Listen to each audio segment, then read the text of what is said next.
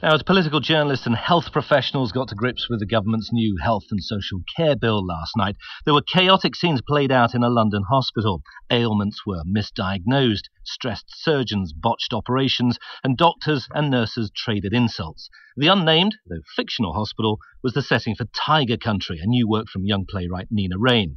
Here, newly qualified senior house officer Emily breaks down when she tells Registrar John about losing a patient on the operating table. I thought I could do this job and I can't. You did your best. You did your best. No, I didn't. I couldn't read the signs properly. I don't know why she died.